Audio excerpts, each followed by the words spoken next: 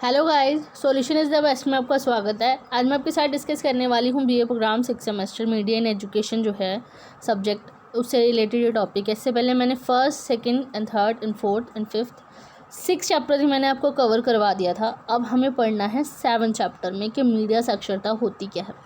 Media साक्षरता का chapter मैंने आपको 6 चैप्टर में कवर करवाया था कि मीडिया साक्षरता होती क्या है। अगर आपको नहीं समझ में आया तो आप वो चैप्टर जो है पढ़ सकते हैं। उसकी वीडियो मैं उसका लिंक डिस्क्रिप्शन में डाल दूँगी, वहाँ जाके उसे देख सकते हैं कि मीडिया साक्षरता होता क्या है। तो थोड़ा सा एक्सप्लेन कर देती हूँ मीडिया साक्षरता एक्चुअल में होता क्या है। कि मीडिया साक्षरता में एक्चुअल में ये होता है कि हम जो भी मीडिया से हमें जो भी चीज़ें मिलती है, जितनी भी नॉलेज हमें मिलती है मीडिया से आती है। अब उसको वो चीज़ फेक है या रियल है उसको जानने की जो हमारे अंदर एबिलिटी होती है, जो हमारे अंदर योग्यता होती है, वो होती है मीडिया साक्षरता। कि मीडिया को जानने के लिए जो हमारे अंदर योग्यता है उसको बोली जाती है योग्यता, मीडिया साक्षरता।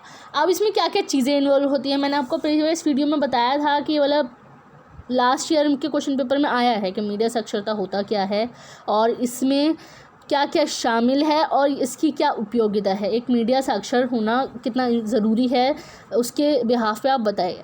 तो उसमें मीडिया साक्षरता के इम्पोर्टेंस मैंने आपको बताए थे। अब हमें पढ़ना है कि मीडिया साक्षरता में क्या क्या इन्वॉल्व होता है, जिसमें पहला है सूचना साक्षरता। कि जितनी भी इंफॉर्मेशन, जितनी भी सूचनाएं होती हैं, किसी व्यक्ति की वह योग्यता है जिसके द्वारा वह जान जाता है कि उसे किस सूचना की ज़रूरत है तथा वह सूचना कहाँ मिलेगी। इसके अलावा सूचना साक्षर व्यक्ति में उस सूचना का मूल्यांकन करने और उस सूचना का प्रभावी ढंग से उपयोग करने की योग्यता भी होती है। अब सूचना साक्षरता जो होते हैं वो ऐसा व्यक्ति जिसके अंदर ये योग्यता हो कि जो भी इन्फॉर्मेशन हमें मिल रही है क्या वो सही है, किस चीज़ की हमें ज़रूरत है और वो सूचना हमें कहाँ मिलेगी। वेबसाइट्स इतनी सारी मिलेंगी या यूट्यूब पे मिलेगा, सोशल नेटवर्किंग साइट्स में मिलेगा, या किसी मीडिया से रिलेटेड, किसी मीडिया मतलब कि टीवी, रेडियो, न्यूज़पेपर, कहाँ से हमें वो नॉलेज मिलेगी, कौन सी सूचना हमें, जो इन्फॉर्मेशन है वो हमें मिलेगी। हमें इस चीज़ के लिए हम योग्य होते हैं। और इसके अलावा हम इस चीज़ के लिए भी योग्य होते हैं कि जितनी भी इन्फॉर्मेशन हमें मिल रही है उसका हम मूल्यांकन कर सके, उस सूचना का मूल्यांकन कर सके और जितनी भी इन्फॉर्मेशन है उस सूचना को प्रभावी ढंग से उपयोग कर सके, कि उसका सही प्रकार से हम उसका उपयोग करने की जो हमारे अंदर क्षमता है, जो योग्यता है, वो होती है सूचना साक्षरता।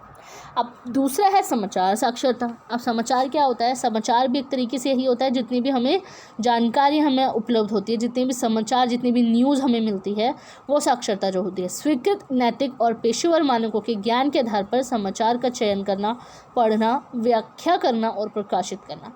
अब स्वीकृत नैतिक और पेशेवर मानकों के आधार पर, पेशेवर क्या होता है? प्रोफेशनली वर्क जो होते हैं, जितने भी स्टैंडर्ड हमारे होते हैं, पेशेवर स्टैंडर्ड के अकॉर्डिंग, उसी के नॉलेज के अकॉर्डिंग, उसी के आधार पर ही जो समाचार का हम चयन करते हैं, जितनी भी न्यूज़ का है हम चयन करते हैं, उसको हम पढ़ते हैं, उसकी व्याख्या करते हैं, आलोचना करते हैं और उसको प्रकाशित करते हैं।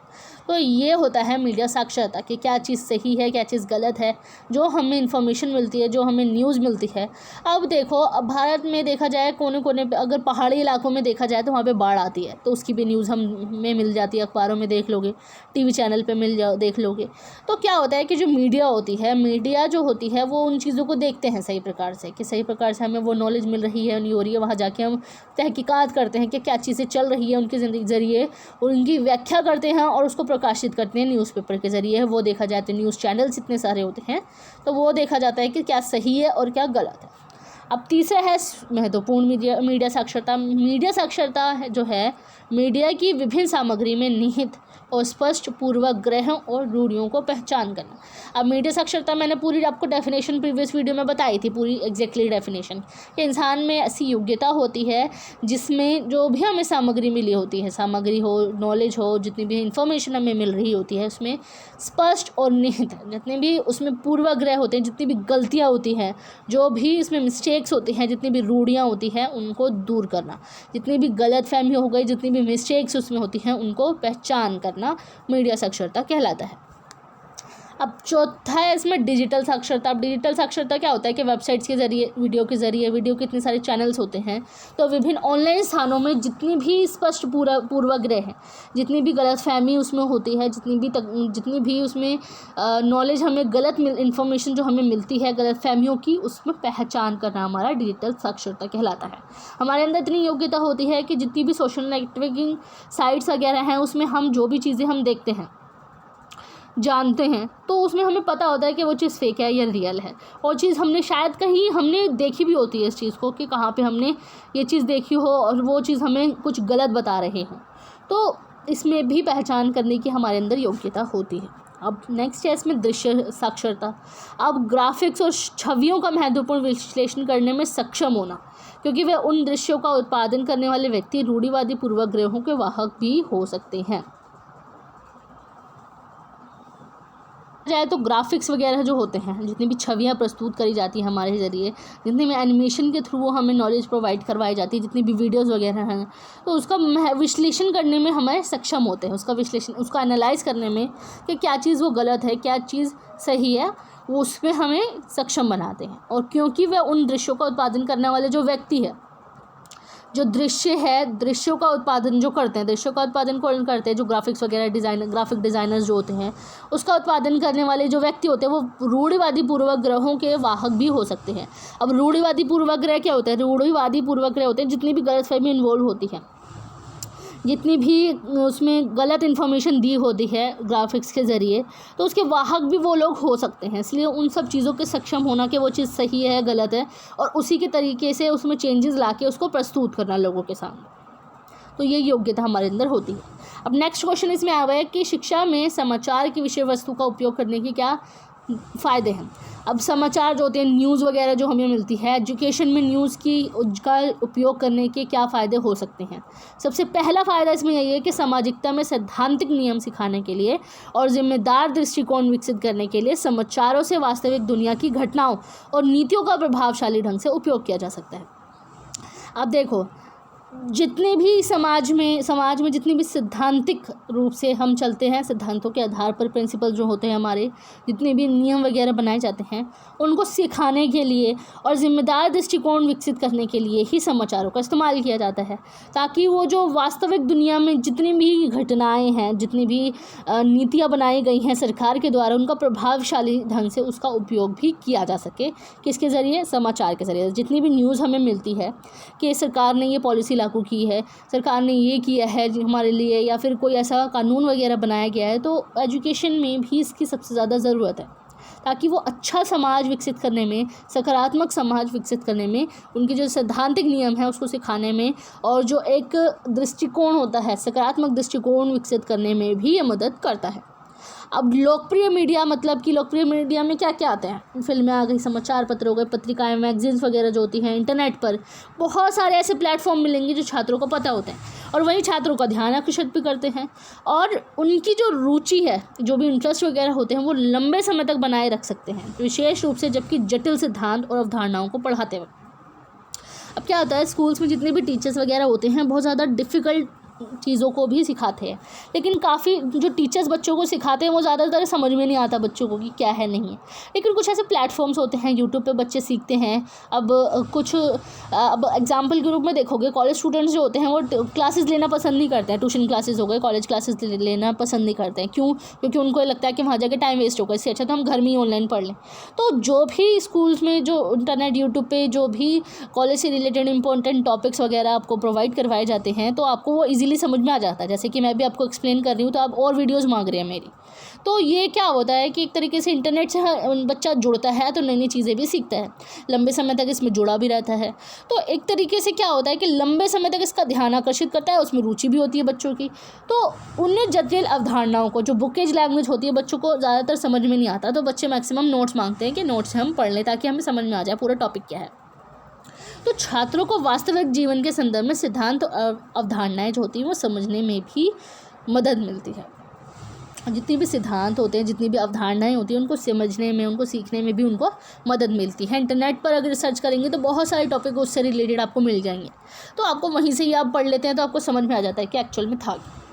अब थर्ड है कि छात्र उन सिद्धांतों और अवधारणाओं की मदद से मीडिया का विश्लेषण करते हैं और अपने विश्लेषणात्मक कौशल को तेज़ कर सकते हैं जिनका वे अध्ययन कर रहे होते हैं।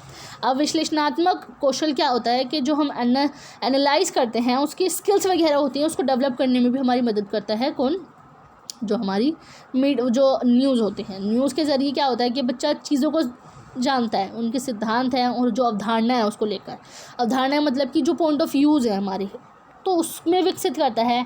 मीडिया का विश्लेषण कर पाता है। मीडिया का विश्लेषण किस तरीके से, जो न्यूज़पेपर से हमें मिलता है, टीवी चैनलों से मिलता है, इंटरनेट पर देखोगे बहुत सारी जो है, तो उसका विश्लेषण कर पाता है, उसको एनालाइज कर पाता है जिसका वो अध्ययन कर रहा होता है। और नेक्स्ट है इसमें छात्र स्वयं से ऊपर उठ के और अपने से अलग नए अनुभव पा सकता है और उन मुद्दों और विषयों के बारे में सीख सकते हैं जो उनके स्थानीय वातावरण से अलग और दूर हों। अब क्या होता है कि स्कूली एनवायरनमेंट अगर बच्चे देखेंगे तो टीचर्स होती है क्लास में और उसी पे फोकस रहता है बच्चों का, जितनी भी टीचर्स वगैरह होती हैं उनको पढ़ाती है बच्चों को, तो एक तरीके से क्या होता है कि एक ही एनवायरनमेंट रहता है बच्चों का और उसमें कई बार बोरियत महसूस करते हैं बच्चे कि कुछ अलग हटकर हम करें।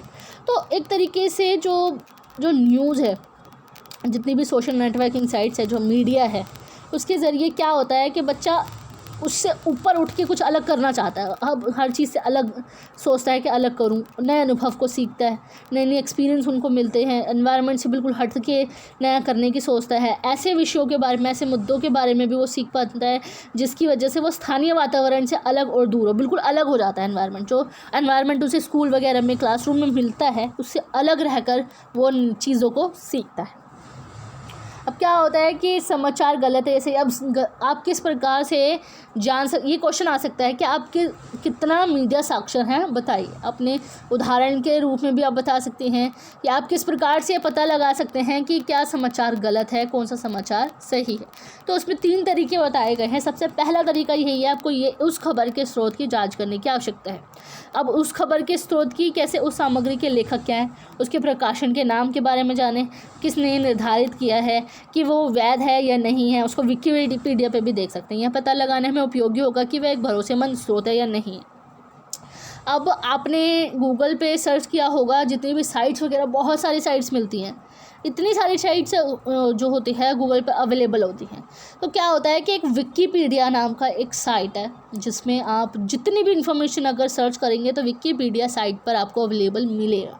अगर वो फेक है या रियल है, देखा जाए तो विकिपीडिया में जो होता है हमेशा से रियल हमें इन्फॉर्मेशन मिलती है विकिपीडिया से। और इसकी चीज़ों को जानने के लिए क्या करना चाहिए, हमें उसके लेखक के बारे में, जो भी इन्फॉर्मेशन हमें मिलती है इंटरनेट पर, उसके बारे में जानने, किसने इसको प्रकाशित किया है और किसने ये वर्ड्स बोले हैं, वो सब उसमें आपको पता लग जाते हैं। इसके स्रोत जानने की ज़रूरत है, इसकी जांच करनी चाहिए कि इसके स्रोतों के बारे में, कि खबर की कहाँ से हमें मिल रही है, किसके थ्रू हमें मिल रही है, कहाँ पे मिल रही है और किसने ये इन्फॉर्मेशन दी है, वो सब जानना हमारे लिए बहुत ज़्यादा ज़रूरी होता है। तो सबसे पहले चीज़ ये कि समाचार सही है गलत जानने का सबसे पहला काम हमें ये करना चाहिए। अब दूसरा चरण है मूल स्रोत का पता लगाना। यदि कोई लेख साक्ष्य के रूप में किसी अध्ययन, रिपोर्ट या डेटा के हिस्से को उल्लेखित करता है तो मूल स्रोत पर जाएं और पता लगाएं कि अध्ययन किसने किया था और वह विश्वसनीय शोध करता है। अब मूल स्रोत का पता लगाना चाहिए। उसके बाद अब हमें पता तो लग गया कि प्रकाशन क्या है, लेखक क्या है, उसके बारे में हमने इंटरनेट पर सर्च किया तो हमें मिल गया। लेकिन कोई जो लेख है कुछ प्रूफ के रूप में भी हमें इन्फॉर्मेशन देते हैं, एज अ प्रूफ देखा जाए तो हमें जो डेटा है उसके हिस्से को लेखित करता है कौन, एज अ प्रूफ के रूप में ही हमें मिलता है, साक्ष्य के रूप में। कि क्या होता है कि हमें जितनी भी इन्फॉर्मेशन वगैरह मिलती है वो प्रूफ देता है इस चीज़ का कि हाँ ये चीज़ रियल है। तो अगर वो प्रूफ नहीं है तो हमें लगता है कि ये फेक होगा, कुछ और होगा, इसमें कोई रियल नहीं है आइडेंटिटी। कुछ एडिटिंग वगैरह भी होती है, बहुत सारी फ़ोटो एडिटिंग हो गई, वीडियोज़ में भी बहुत सारी एडिटिंग होती है। तो क्या होता है कि अगर उसका प्रूफ है इस चीज़ का कि हाँ रियल में ये अफवाह उड़ रही है कि ये रियल है या नहीं है, काफ़ी लोगों ने इस चीज़ को देखा होता है और उसी को ही फैलाते हैं आसपास में, तो हमें पता लग जाता है सोशल नेटवर्किंग साइट्स के ज़रिए भी कि वो रियल है या फेक है। तीसरा कदम हमें कहाँ उठाना चाहिए कि विश्वसनीय लेख की तलाश करना है। विश्वसनीय लेख कहाँ पे हमें मिलेगा, एक ही घटना के विभिन्न समूहों द्वारा रिपोर्ट किए गए विभिन्न संस्करणों को पढ़ें और फिर ये पता लगाने के लिए तुलना करें कि कौन सा महत्वपूर्ण तथ्य को छुपाता है और किसने बताया है। अब क्या होता है कि जितने भी हमें न्यूज़ चैनल मिलेंगे, अगर टीवी पे देखोगे, यूट्यूब पर सर्च करोगे तो बहुत सारे न्यूज़ चैनल हैं। अब अलग अलग न्यूज़ चैनल को देखो या न्यूज़पेपर्स को देखो, तो उसमें क्या होता है कि अलग अलग इन्फॉर्मेशन हमें मिलती है, उसमें तुलना करो, उसमें जो है कंपैरिजन करो, देखो कि कौन सी बात किसने बताई है, कौन सी बात किसने छुपाई है, तो हमें पता लग जाता है कि हाँ कौन सी चीज़ रियल है, कौन सी चीज़ फेक है। अगर एक ही चीज़ टीवी चैनल पे वो चीज़ दिखा रही होंगी कि हाँ ये रियल घटना हुई है और वही न्यूज़पेपर में आ रहा होता है कि वो रियल है, अब दूसरे चैनल पे देखोगे वो चीज़ हमें बताई नहीं होती है, और उस दूसरे अखबार में देखोगे जैसे कि, तो उसमें वो चीज़ बताई नहीं होती है, तो हमें पता लग जाता है कि वो चीज़ फेक है। तो ये चीज़ पता लगाना बहुत ज़्यादा ज़रूरी है कि हम कितनी तरीके से मीडिया साक्षर हैं, तो हम इसमें पता लगा सकते हैं। तो ज़्यादा लेंदी ये चैप्टर नहीं था, बस मैंने आपको एक्सप्लेन किया है कि मीडिया साक्षर क्या है। कभी भी मीडिया साक्षर से रिलेटेड कोई भी टॉपिक आया तो उसमें सबसे पहले आपको मीडिया साक्षर की डेफिनेशन लिखनी है, और ये क्यों ज़रूरी है आपको ये लिखना है अगर इंपॉर्टेंस पूछी जाए तो, वरना इसमें क्या क्या इन्वॉल्व होता है तो आपको ये पूरी डेफिनेशन लिखनी है। ये जितने भी प्रकार इसमें बताए हैं मैंने, वो आपको इसमें लिखना है। ये चैप्टर्स पूरा हो गया इसमें cover. And thanks for watching my video.